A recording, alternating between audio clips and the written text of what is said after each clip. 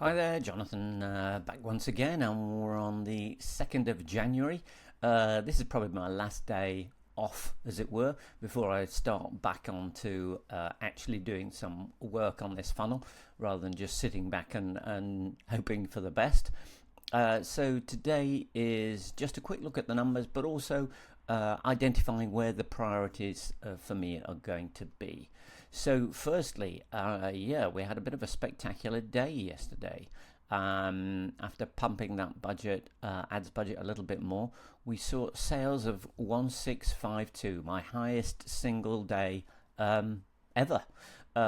Which is quite phenomenal, really. And actually, I look at that number and I'm going, oh, could I possibly get it to 2,000? Anyway, it was one of those things that looked great on the surface, but also had a little bit of a surprise in it as well. So but anyway, let's just talk about So what happened on the ads side is the fact that let's have a look. Let's get out of that into that window. Actually, what happened was that I pushed my budget to 440, but Facebook spent 520, like £80 over the budget, which I thought I've never really seen that. I've seen it overspend like about 10%, but this is like overspend by 20%. But I can only assume the fact that obviously it was seeing the sales coming through and then really decided to maximize that budget. Obviously, as it says, this is a daily average, so it means that obviously some days it will spend more, some it'll spend less. Obviously yesterday the algorithm saw the opportunity where the sales were coming through. It had obviously tapped into a really strong segment of the audience. It was generating sales, so all good. So it was a little bit of a shock on the face of it, but obviously that's what led to that really high number in sales.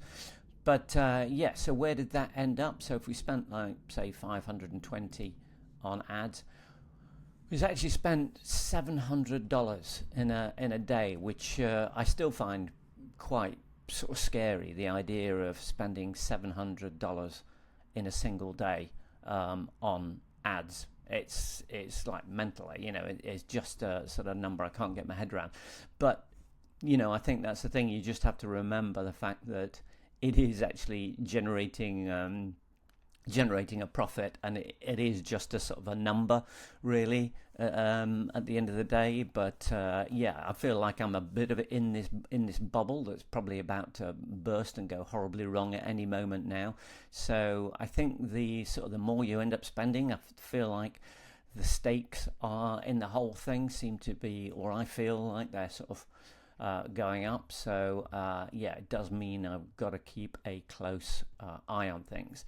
Anyway, so what that ended up being is I say 1652 in sales and 700 in cost, meant that actually we made a profit of $952 in the day. Again, that is a record high for me in terms of profits in a single day. So almost $1,000 profit in a day, which is, again, I say, very difficult to almost comprehend when I think about where I've come from over these last 6 months.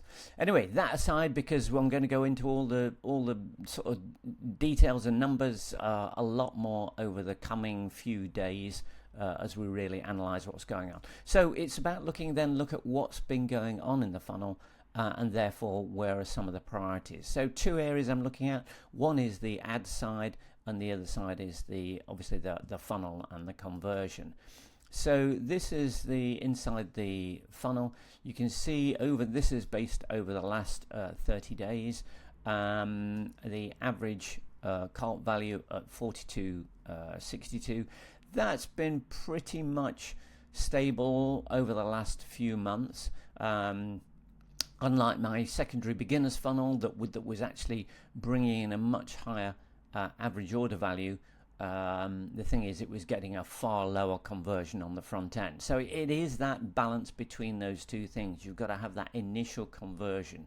So the price point has got to be something that is going to get that initial conversion, and then it's what you can do with your bumps and upsells, which is where I've got to really spend more time. I just want to show you this is the ads direct. So it is converting at just under 3%.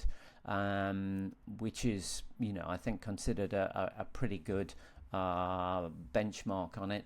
So where I've really got to focus, not necessarily on that front end average order value, but more in terms of the next 30 days. It's got to try and get that lifetime value over the 30 days is going to be an area of focus for me.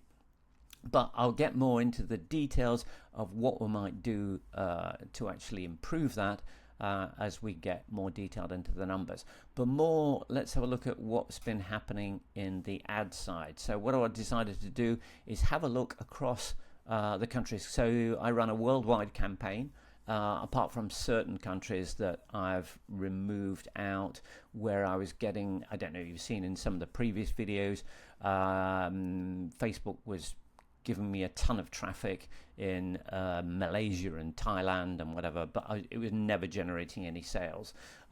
So I had to start to exclude some of those markets. So it is more now focused around where I'm getting sales, but I'm still targeting quite a lot of countries where I'm not getting sales.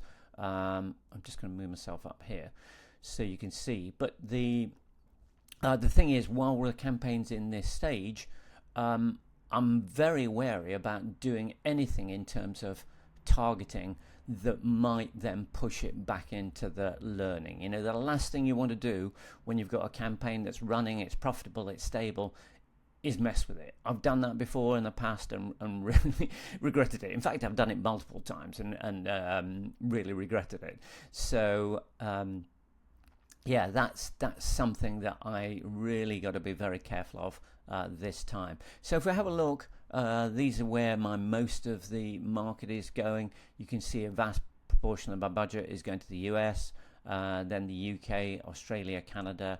If we can go down some of the, into Germany, Netherlands, France, Mexico, Norway, Spain, Switzerland, Portugal, and here we go all the way, and some of them were only getting single sales, and some of them the cost per sale is really high, 60, 50, 40, all that sort of things. Now, I could cut these countries out of the targeting, but I really, just to say, I just don't want to mess with anything right now, because still the vast proportion of the traffic is going to markets. I mean, France is good there, cost per purchase of £11.30. So you do get some good ones in there, but this is where the vast bulk of it is coming. So that is all good. However, the area that I've really got to focus on is this. We've now got a frequency up in the 3s. So it means that, I didn't really mean to do that. Can I get back there? No, let me just close that. Let's see if that. Okay. Yeah.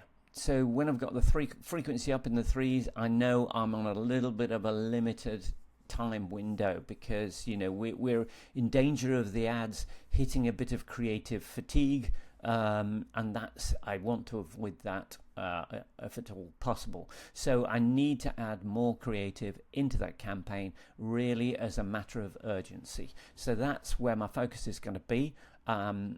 I haven't yet got any ideas of what I'm going to do to look at that creative, but over the next couple of days I need to start getting some new creative in there and to really try and help bring this frequency, so there's more creative to rotate around and try and bring this frequency back down. So yeah, that's clearly for me identified what I need to do, because the overall numbers are good. The return on ad spend, I'm obviously yesterday I more than sort of doubled my spend, so that's good. But right now I need to focus on avoiding potentially damaging this campaign, right? So that's what I'm going to do. But that all starts tomorrow. So tomorrow we're going to go more into the numbers. Need to do a bit of analysis, and probably over the next couple of days we're going to dig into numbers, and then quickly move on to how we're going to actually add more creative to the campaign. I say to try and stabilize this frequency so it doesn't push too high. Then beyond that, it's going to be about my second funnel, and trying to bring that back in and see if we can do something with that as we head into more of January.